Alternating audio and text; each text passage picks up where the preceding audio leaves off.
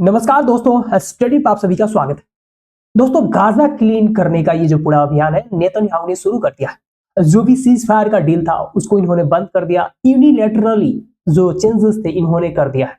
और first strike में एक स्ट्राइक करता है ये बंदा और 400 से ऊपर लोगों को साफ कर देता है। रातों रात 400 लोग सोए थे, वो यहाँ पे खत्म हो जाते हैं। आप सोच के देखो कि 400 लोग एक स्ट्राइक में मारे जाते हैं। अब तक का सबसे भयंकर स्ट्राइक बताया जा रहा है और इसकी वजह से कहीं ना कहीं माना जा रहा है कि डोनाल्ड ट्रंप का ये जो खुला हाथ है, डोनाल्ड ट्रंप ने जिस तरीके से इस बंदे को खुला छोड़ दिया है, इसके वजह से माना जा रहा है कि आने वाले समय में गाजा सच में क्लीन हो जाएगा। गाजा एक प्रॉपर्टी, एक पीस ऑफ लैंड बचेगा जिसपे अमेरिका का जो पूरा एक सपना है, डोनाल्ड ट्रंप का एक पूरा जो सपना है कि रिबेरिया ऑफ द मिडिल ईस्ट बनाऊंगा, एक बीच टाउनशिप बनाऊंगा, वो यहाँ पे क्लियर दिख रहा है।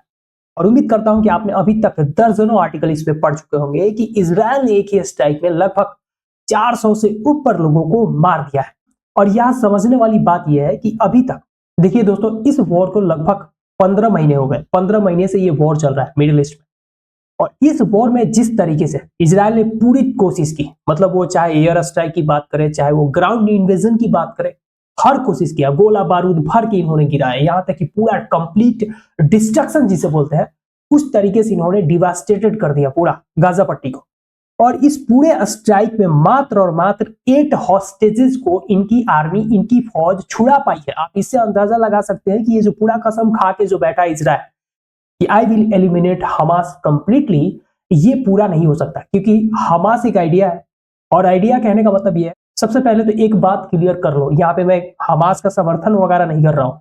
हमास एक टेररिस्ट ऑर्गेनाइजेशन है, ना ही वो फिलिस्तीनियंस के बारे में सोचते हैं, ना ही वो मुस्लिम कम्युनिटी के बारे में सोचते हैं। क्योंकि अगर इतना ज्यादा उनके पास दिमाग रहता, इतना ज्यादा सोच रहता, तो ये 60,000 60,000 से ज्यादा जो पैलेस्टीनियंस है, जो वुमेन्स चिल्ड्रन उसमें ज्यादा संख्या है उनकी, वो नहीं मारे जाते। क्योंकि आप 7 अक्टूबर का ये जो पूरा अटैक है उससे आपको अंदाजा लग गया कि किसने इस वॉर को शुरुआत किया था।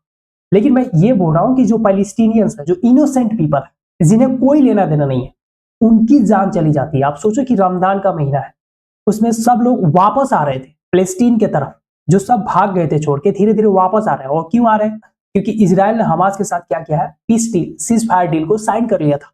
3 फेज में ये सीज फायर का डील होने वाला था। पहला फेज क्या था दोस्तों, कि इजराइल क्या करेगा, लगभग 1800 के आसपास जो भी कैदी है उसको रिलीज करेगा। बदले में हमास क्या करेगा, हॉस्टेजेस को रिलीज करेगा। इन्होंने एक्सचेंज कर लिया। फर्स्ट जो फेज था वो तो कंप्लीट हुआ। सेकेंड फेज जो था 1 मार्च को शुरू होने वाला था, लेकिन यहां पे इजराइल ने बोला नहीं। और आप चौंक जाओगे कि जो सेकेंड फेज है उसमें क्या कंडीशंस थे। सबसे पहला कंडीशन था हमास की तरफ से कि इजराइल कंप्लीट विड्रॉल करेगा। जी हाँ दोस्तों, गाजा में जो भी इनके सिपाही हैं, जो भी इनके फौज है, सब बाहर निकलेंगे। उसके बाद क्या करेगा, हमास कुछ हॉस्टेजेस को रिलीज करेगा। लेकिन यहाँ पे नेतन्याहू ने बोल दिया कि हम कंप्लीट विड्रॉल करने के लिए तैयार नहीं है। और आपको पता है कि डोनाल्ड ट्रंप ने यहाँ पे फ्री हाथ दे रखा है। मतलब यह है कि जितना मारना है मारो। डोनाल्ड ट्रंप का यही कहना है। कुछ ही दिन पहले ये बहुत ज्यादा सुर्खियों में था, न्यूज में भी था इनफैक्ट, कि जो डोनाल्ड ट्रंप है वो ये पूरा जो गाजा पट्टी है ना, उसको क्या बनाना चाहता है, मिडिल ईस्ट का रिबेरिया। मिडिल ईस्ट का रिबेरिया का मतलब यह है कि एक बीच टाउनशिप बनाएंगे ये गाजा पट्टी में। और यहाँ पे आप देख सकते हैं, एक तरफ ये डिस्ट्रक्शन का फोटो है और दूसरी तरफ ये एक टाउनशिप का फोटो है, जो बीच टाउनशिप आप कह सकते हैं। ऐसा इनका पूरा प्लान था कि ये क्या करने वाले हैं, रिबेरिया ऑफ मिडिल ईस्ट बनाएंगे, जहां पे रोजगार होगा, लोग प्रॉस्पर करेंगे। इनफैक्ट एक कंप्लीट जो बिजनेस माइंडसेट है अमेरिका का, टिपिकल हमेशा हम देखते हैं वो होता है। पहले ये लोग फंड करते हैं, डिस्ट्रक्शन करवाते हैं, फिर जब टाइम खराब चलता है तो वहां पे निगोसिएशन, टर्म्स एंड कंडीशन को निगोशिएट करते हैं कि हमें अब लेने का टाइम आया है, जो जो हम चाहते हैं अब आराम से ले सकते हैं, क्योंकि इसका समय जो है खराब चल रहा है। तो एक तरीके से देखा जाए तो इस पूरे वॉर का शुरुआत, अभी जो शुरुआत हुआ है, ये जो पूरा सीज फायर तोड़ने की बात है, वहां पे सबसे बड़ा रोल डोनाल्ड ट्रंप की तरफ से है। इन्होंने खुली हाथ दे रखा है। यहां तक कि अभी अगर करंट में देखेंगे तो पूरे दुनिया भर में बहुत सारे जो देश हैं, जो भी अलाई भी जो है ना इजराइल का, वो भी यहाँ पे कंडेम कर रहा है और कहीं ना कहीं नेतन्याहू को यहाँ पे गलत ठहराया जा रहा है। लेकिन एक देश है जो सही बोल रहा है और उसने इसको एक्नॉलेज किया है कि ये सही हो रहा है, that is Donald Trump. Donald Trump का मानना यह है कि जल्दी से जल्दी क्या करो, गाजा पट्टी को क्लीन करो, जितना मारना है मारो, जितना गोला बारूद चाहिए बोलो, हम भेज रहे हैं, बट आई वांट क्लीन। ये जो पूरा प्रॉपर्टी हमें चाहिए, हम इसको बीच टाउनशिप बना के रहेंगे। तो पहला तो रीजन आपको समझ में आ गया कि इन्होंने क्यों इस वॉर को अचानक से स्टार्ट कर दिया। एक स्ट्राइक में कैसे इन्होंने 400 लोगों को मार दिया। सेकेंड रीजन ये है, और वैसे अगर देखा जाए तो जो ऑफिशियल रेस्पॉन्स है डिफेंस मिनिस्टर ऑफ इजराइल की तरफ से, यहाँ पे आप पढ़ सकते हैं कि due to Hamas refusal to release hostages and threat to harm IDF soldiers and Israeli communities, this is bullshit. ये कुछ नहीं है, ये जस्ट फॉर्मेलिटी है। But the second reason is ये डोमेस्टिक रीजन है। इस पिक्चर में आप देख सकते हैं कि ये जो है, ये जो आदमी आपको दिख रहा है, नाम से आपको कोई मतलब नहीं है, आप समझ लो कि ये फार राइट का लीडर है। और आज के दिन में नेतन्याहू को बहुत ज्यादा प्रेशर है। जो भी इनके कोएलिशन वाले पार्टीज है, खास करके जो फार राइट है, इन्होंने बोल दिया था कि अगर तुम युद्ध को रोकते हो, सीज फायर साइन करते हो, तो इनफैक्ट हम क्या करेंगे, अपना समर्थन खींच लेंगे। इनफैक्ट इन्होंने रिजाइन भी कर दिया था अपने पद से, जैसे इजराइल ने सीज फायर को एक्सेप्ट किया। और फिलहाल अभी न्यूज ऐसा आ रहा है कि ये जो बंदा है फिर से नेतन्याहू को ज्वाइन कर लिया है, क्योंकि सीज फायर का जो डील था इन्होंने तोड़ दिया और स्ट्राइक शुरू कर दिया। तो फार राइट को खुश करने के लिए नेतन्याहू किसी हद तक जाने के लिए तैयार है, क्योंकि कुर्सी का सवाल है। कुर्सी चला गया तो कुछ नहीं रहता है, पावर ही जब नहीं रहेगा तो आप करोगे क्या। तो पावर बचाने के लिए पहला तो डोमेस्टिक हो गया, और दूसरा है international, that is only and one Donald Trump का खुला समर्थन।